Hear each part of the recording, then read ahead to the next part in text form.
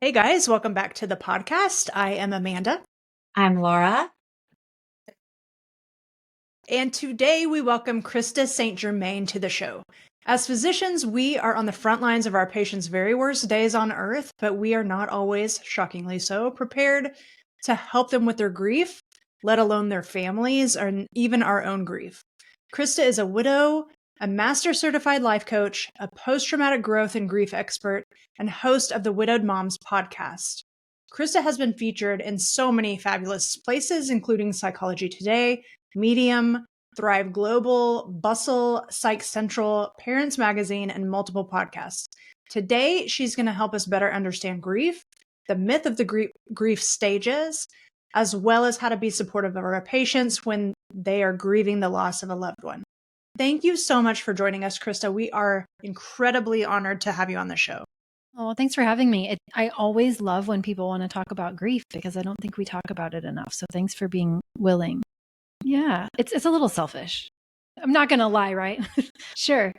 I say it's selfish because I know that if I had gone into my own grief experience, which I'll tell you about, but if I had gone into my own grief experience with more information, I would have suffered less. And so it's selfish for me to have these conversations because, right, it's like helping the former version of me and then helping all the me's that are out there and coming. But I never intended to be a grief coach. I did not set out to do grief work or even life coaching, but I found myself in a place when I was 40 where I had recently gotten remarried. My first marriage, which resulted in 2 beautiful children, kind of went down in flames, and it was not what everyone hopes their marriage will be. But I had found this redemption story in my second marriage, and I was on a real high in my life. Like everything was going right. I firmly believed my best days were in front of me. It was all looking up, and it was like, finally.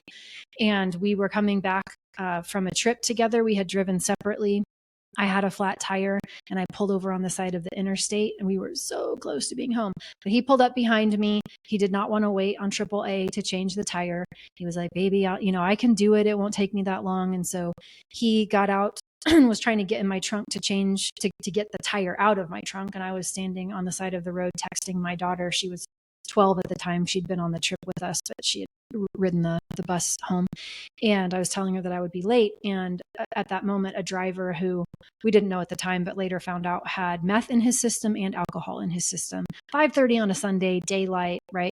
His life obviously was not going so well, but he didn't see us. And he crashed in the back of Hugo's Durango and trapped him in between his car and mine. And so very quickly, what I felt like was a high in life went to an absolute low. And even though I really did have great friends and family and a wonderful therapist who I went back to very quickly, I had all of those things around me, but I quickly figured out that what I thought I knew about grief was actually not accurate. It was not helping me. And when I finally got to a better place, having done a lot of that work on my own, I decided, I don't want other people to struggle this much because we do live in such a grief illiterate society. We need to have more of these conversations, and this is what I want to do. So that's what led me here. It was really just, some unexpected grief of my own. Popular 5 stages of grief. Tell us where this popular theory comes from and why we shouldn't try to fit everything into the grief theory box. It's all I can do sometimes to hear the phrase 5 stages of grief and not want to throat punch someone. It's so frustrating to me, but I get it. So the 5 stages of grief is, do you want to guess what decade? Anybody? Yeah, Close. 50s. Yeah, right. 69. Seems like everything. 69. You're close, right? Everything. We didn't evolve after that. We stopped in the 50s. So 1969. I don't want to, even though I am not a fan of how we use the 5 stages of grief presently, and even though there are many more grief theories and models that I think are more valuable, I don't want to discount the work that Elizabeth Kubler-Ross did with the 5 stages of grief. At that time, nobody was having those conversations. And so for her to come along and study what was happening to people who were coming to terms with the terminal diagnosis was important. And that's what it was, right? It was an anecdotal study of, I noticed that people, when they're coming to terms with their own mortality, tend to go through this phase of denial, and then they tend to bargain, and then they get depressed, right? Oh, I forgot anger. denial, anger, bargaining, depression, acceptance, right? Ultimately landing in acceptance. And so she wrote the book on death and dying first, and then later took that 5 stages idea and brought it into the grief space and wrote on grief and grieving with David Kessler. And so really important in its time. However, we have taken it and we have gone wild with it, right? She never meant it to be formulaic. And later in life, she wrote about that and really regretted that people had used her work and made it formulaic and prescriptive and used it against themselves, right? Instead of using it as a way to normalize what can happen during grief, we took it and made it mean this is what should happen during grief. And that's not the intention at all. So grief is extremely unique. It varies highly from person to person. And I see a lot of us really creating more suffering for ourselves because the only thing we've heard is the 5 stages. And we just keep perpetuating it over and over and over. Even Taylor Swift did it lately. And I love Taylor Swift. But she even made a Spotify playlist right before her latest album came out. And she classified all of her breakup songs in the 5 stages of grief, right? It's everywhere. But it does not reflect what most of us experience when we are grieving. It's funny. Even pop culture wants to fit everything in the box. What do we need to know as physicians about people going through grief? Yeah, I mean, I think if we can kind of zoom out and first of all, just broaden our definition of grief, that will help. So what I do is I'm primarily working with people in terms of bereavement, right? Where a person has died. And that is a type of grief, but there are many others, right? So I like thinking about grief as the natural human response to a perceived loss. And when we think about it with that generous definition, we start to see it in so many other places. We thought something was going to go one way and it went another. And to us, that feels like loss. And so we don't want to just think about it as bereavement, right? We want to understand that probably everybody has some grief that they're experiencing to some extent. And that it's just always happening. So broaden up the definition, remind ourselves that it is not, even though there is, the diagnosis of prolonged grief disorder, right? Even though there are some language that we use around it that implies it's a problem, it really is a natural thing that humans are designed to go through. It is not just like feelings aren't problems to solve, grief isn't anything to solve either. And then I also like to think about it instead of an emotion. Sometimes people tend to think of grief as a feeling. It can be a feeling for sure, but I like to think about it as all the thoughts and feelings that we have about this loss that we perceived, right? All the things that we do in response to that. And so when we can use a generous definition and we can think about it being inclusive of all the thoughts and feelings instead of just one, then we can also help people understand that, there's no end of it. Because a lot of us are coming from the lens of 5 stages and we're thinking about acceptance being the quote unquote final stage, then we tend to relate to the idea of acceptance as though it's like a place that we reach, or some ultimate choice that we make. And when we make that choice or reach that place, then we're done, or I don't know, we get a medal or a gold star or something. But obviously it's not the way it works, right? Acceptance it's not a thing that we do one time. It's not a place that we reach. And unless we can go back and change time and undo the loss, a person's always going to have a response to it. So the grief never ends. There is no such thing as it ending. It's really more of, can we go through a process of integration? Can we go through a process of choosing consciously how we want to think about the role that loss is going to play in our lives and what we want to make of it and who we want to be in the face of it. So those are some of the things that I find to be helpful. I've heard people say, and I don't know if this is helpful or not, but that's why I'm running it by you, but that grief is almost a proxy of the love that you shared with the person that you lost. You don't grieve somebody who you didn't care for deeply. Yeah, typically, sometimes, for some people, given their, there's a lot of unique circumstances that can feel kind of complicated when maybe, if we are talking about a person, maybe the relationship that you had might have been abusive, or, there might have been some really, some things that just make it a little bit less clean than just it being the price of love. But I do think that as humans, that kind of is the price that we pay. If we want to have connections with people that are and meaningful and valuable to us, then the price of those valuable relationships is that we could lose them. And that is a part of grief for sure. Yeah. So I'm still trying to catch my breath after hearing your story. Oh. And and it is perfect because the question that we are asking next is, how do we support patients and families who are grieving and not say the wrong thing? Because when when you hear something like that, there's just so many thoughts run through our brains, and our brains try to make sense of things for us and try to make sense of things for you, and that can lead people to say things that might cause more harm than comfort. How do we avoid that? Yeah, I so get that. I think the first thing we do is we extend grace. We aren't going to always say it the way that we later wish we had. And I can count many times since even becoming a coach and studying grief and doing what I do, where I have said things where I'm like, oh, that's not what I really wanted to say, or that didn't go over as I had hoped. So if we can extend some grace and give ourselves permission to know that we aren't going to screw it up and we can still be kind to ourselves afterwards, I think that will help. And then really, I think the next best thing is to then get in touch with our motivation for why we want to say something in the first place. Like, I don't know if you've ever been on the receiving end of a comment that felt minimizing to you, but when you were experiencing a lot of pain and someone tried to talk you out of that pain, or they tried to get you to look on the bright side or count your blessings, or tell you that, oh, well, that everything happens for a reason, or they're in a better place. All those cliches and platitudes tend to come from a well-meaning place, but a place where we're believing that how that other person is feeling is a problem, right? It's a problem. I am not comfortable with this level of discomfort that I perceive in them. And so the things that come out of my mouth are trying to make them feel better, which ultimately also makes me feel better. And the times when you feel the most validated are when people are just with you in your pain, right? They're not trying to change it and they're not trying to talk you out of it. They're just with you.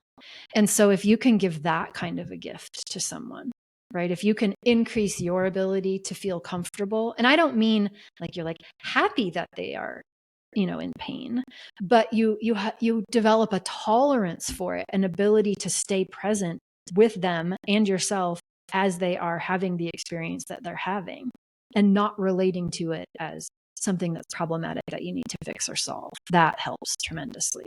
And then it's like, oh, this is so hard. I'm so sorry. I'm here. I'm reminded of Brene Brown has a little short where I think it's a giraffe or something. She's showing the difference between sympathy and empathy. And someone's down in a hole and that giraffe just sticks their head down there and says, it's bad. You want a sandwich? And then for sympathy, they go down in the hole with them and just sit. And I think we all have gone through something. You can't be human on this planet and not know pain. And it may not be the same pain that person is experiencing, but there is a part of you that understands what it is like to lose something or someone that you care about and experience pain. And so it's like, can that part of you see that part of the other person without needing to try to change it or fix it? It's not broken. Yes. Yeah. It's so interesting because we think that it's healing. We might think it's healing to have try to get someone to see the bright side, but what's healing is feeling heard, and that sitting with them is what is ultimately going to be more healing. That's what I find. And it seems like it's kind of surprising sometimes when you realize how many people just don't have the stomach for it or the experience of doing it. But it's like a muscle. We can learn to do it. Absolutely. So what about when we are the person experiencing grief? As doctors, many of us default to just keeping our head down, numbing out, powering through, continue to work. Like feelings, a lot of doctors are very uncomfortable with feelings. So any tips for us? Yeah. Well, it seems like in many ways, you've kind of been taught that, right? Like you have to not pay attention to what your body needs because you're taking care of another body. And like, not to say that I'm advising that by any means, but it makes sense how someone in that profession would arrive at that conclusion. I think you kind of want to be bought into the value of letting yourself feel feelings first. Because, right? If you're not bought into the value, or you don't see how maybe not being in touch with what you feel is creating something you don't want, probably wouldn't have the incentive to start baby stepping your way into being more in touch with what you're feeling. So it's good to look back and say, okay, is this costing me something that I don't want to be paying for anymore? And if so, what is it? And like, what's in it for me if I actually learn and give myself the option of not overworking so much, not distracting, not doing those things that have kept me from feeling? Is that something I really want? Because I don't think it's morally superior to feel. Yeah. Yeah. It's certainly, I think a lot of us feel like it's adaptive to not feel, especially, we might declare someone dead and then have to go into the next room and see someone's sprained ankle. And it definitely feels more adaptive sometimes to compartmentalize. But those of us who have been doing this a long time, many of us realize the toll that can take on us, not just emotionally, but physically. Our bodies do not love it when we keep shoving packing all these feelings down into the basement for us to deal with later. So that makes so much sense. I can also see how, I can see how it could turn into a should that someone would use against themselves. Yeah. Right. And those never really tend to be too helpful in my experience.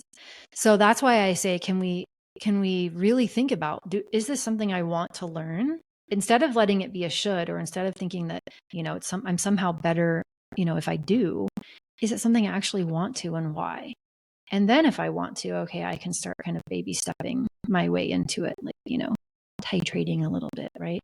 Because we don't want to go from, I never feel any of my feelings because I can always distract myself, with X, Y, or Z, to some sort of binary extreme of now I have to feel all of them, because that sounds terrifying. So how can I spend, right? Like, can I do it for 5 seconds and see what a feeling is like in my body, and then give myself permission to quit, and then maybe come back to it? Can I do it when I'm not at work and I do feel like I'm in a safe environment or with somebody who actually knows what they're doing that could help me, and then I can, start developing the muscle. Yes. I love that. I was going to mention, I don't know if you've heard of Jill Bolte Taylor, but one thing that has helped me is her work on that. The neurochemical cascade of an emotion lasts about 90 seconds unless you revisit it. Like, I can give myself 90 seconds. And certainly for myself, the numbing out, which I was pretty much an expert at, was coming at the cost of my soul, like I wasn't the tender-hearted person that I was when I started working in medicine. And I didn't like that. And so, but I can give myself 90 seconds to at least process some of it. And that's a place to start, I guess, for some people. I love that. Yeah. I also think there's another theory of grief that I really love. It's called the dual process model. And what I never want people to hear, that feeling your feelings is the best and, always the best thing to do and somehow superior, right? Dual process model, just quickly, divides all the activities up into 2 buckets. It says there are loss-oriented activities, so things related to the loss, thinking about it, feeling it, logistical dealing with it, loss-related things. Then there are restorative things that are unrelated to the loss, hobbies, time in nature, laughing, Netflix binges, distractions. And dual process model proposes that healing is found in the intentional oscillation, the back and forth. And if we have swung too far to the other extreme, where we think that we must do the work of grief all the time and we must feel all of our feelings all the time, then we don't get the Netflix binges and the breaks, right? Which are actually quite beneficial. So if we can give ourselves permission to have both, yes, I will learn to feel feelings if I feel like that is, where I want to go. And also, breaks are good. Breaks are healthy. I can give myself a distraction. I can do things that are restorative in nature. And it doesn't become another should. Oh, that's awesome. That's great. See, now, you're going to go back to Real Housewives now, huh? Is it bad that I absolutely was thinking about that? Like, ooh. So you're an expert in post-traumatic growth. I am so intrigued. Tell us what that is. I always love it when people are like, post-traumatic growth, just because I remember hearing it for the first time myself, and just it was one of those moments where you just go, wait, what did they say? Post-traumatic what? Because everybody knows post-traumatic stress disorder, but then you say post-traumatic growth and most people, look at you kind of funny. So post-traumatic growth has actually been around since the mid-90s. Just apparently nobody was talking about it, to me anyway, until somewhere in the we won't talk about when, but much later.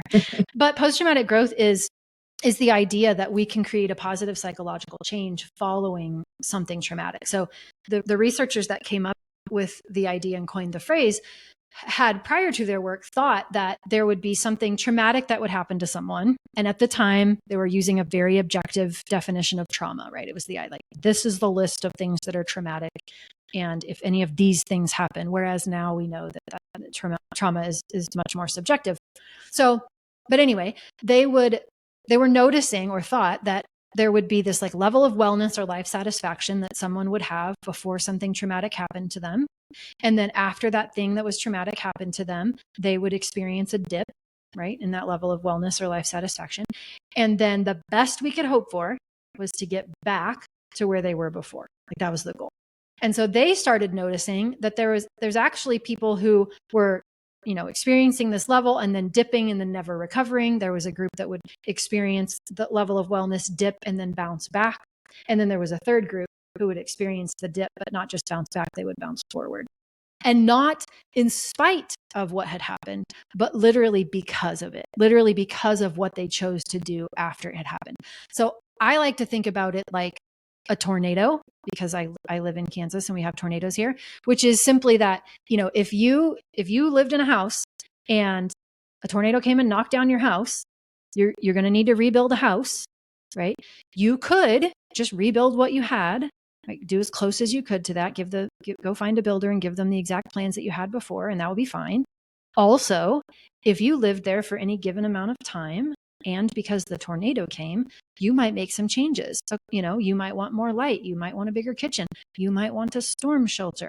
There are some things that you might want to change because a tornado came and you now have the chance. And so if you choose to do that, it doesn't mean you asked for the tornado to come. It doesn't mean that you're grateful that the tornado came. It just means that you're the one that gets to choose, right? So post-traumatic growth is primarily about 5 areas. So it's relating to others, new opportunities, personal strength, spiritual change, and appreciation for life. So for me, it was in large part a wake-up call to decide, to check in with myself and decide, am I doing what I want to do with my life? Here I am making money in a job. Is this really, if life is this short and precarious, is this what I want to be doing with mine? And ultimately the answer was no. Does that mean I'm a better person because I changed my career and did something else with my life? No, right? But did it help me create a life that's more aligned with what I value? Yes, that's post-traumatic growth. Well, I always appreciate a tornado reference. Kendra and I are originally from Oklahoma, so we're now in Missouri, so we're still your neighbors. Yes, spoke directly to my heart.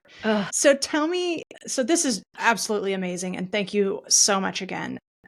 Tell us about who your clients are. Who has the opportunity to work with you, and how does that work? So I work specifically with widows, but that doesn't mean that someone can't, if they're interested in learning more about grief and post-traumatic growth, by all means, go and listen to my podcast. It's called the Widowed Mom Podcast, which I realize is very niche in terms of its name, but really, truly, it's about grief and who we want to be after, something like that happens to us. So for sure, anybody is welcome to learn from that. But in terms of my coaching, I specifically work with women who were where I was, right? And found themselves still not done living, but. And I just appreciate that, because now when I have a patient who is in that scenario, I have you as a reference. There is help out there. And that is what I've loved about becoming a coach too, is realizing there are people in these arenas that I had no idea about. I can't tell you how many people I have said, start listening to Corinne's podcast. We can say, start listening to Krista's podcast. There are people who have been exactly where you are. And that is probably one of my favorite things, other than people feeling tremendously better. But being with somebody who's been through what you've been through, I can't even imagine how cathartic that would be. I absolutely love it. I have a woman who's still in my program. Once you come into my world, a lot of people, then they just fall in love with the community and the coaching, and they just never leave. And she's an ER doc, and she, lost her husband and has just, been through it, right? I know that is one thing that she absolutely loves doing, is being able to hand people resources, right? When a widow comes and she's got to give somebody bad news, is to then follow that up with, hey, this podcast might help you. I love that. So we'll have a link to the podcast, and we'll also have a link to your social media and everything. Is there a best way to get in touch with you, or what's your recommendation? Coachingwithkrista.com has all of my information on it, including email. And if anybody ever, just needs to be pointed in the right direction, like, don't hesitate, reach out, send me an email. If I don't have a resource, I know a lot of people that do what I do, and I can probably find somebody that can help. I also love just helping educate people on grief. And sometimes I'll go into organizations and work with them after, maybe they've lost an employee, or maybe they want help understanding grief so that they're better prepared. So I just love being a resource and helping people in whatever ways. And be more able to support themselves and others when things like this happen, because this is what happens as humans, right? We know this. Right. Okay. Well, I have loved this. Are there any closing thoughts before we end the podcast? No, just kudos to you again for wanting to talk about grief and helping further the conversation. That's how we change the experience of people who are going to go through it. So thank you. Thanks so much. Yeah, what a great conversation today. And thank you, Krista, so much for taking time out to share your work. I know there's, some old adages there, but there's, we go through pain, but kind of what you mentioned before, there's always purpose in the pain, and you've made such a beautiful purpose out of some painful things that have gone through your life. So I know it's going to inspire so many to just realize that, sometimes, just like you said, that we go through stuff and that there's growth on the other side, and maybe a purpose that you found that was greater than anything else you could have imagined. Even if you still had that same life, just really being introspective and doing something about it. So thank you very much for your work and being available, and so personable and lovely. So thank you very much. Oh, 100% my pleasure. Thank you. And if you want to find more information about Wellness 911, go to our website, www.thewholephysician.com, to get more information. We take demoralized doctors from fried to fantastic with our easy and evidence-based Wellness 911 program. So until next time, you are whole, you are a gift to medicine, and the work you do matters.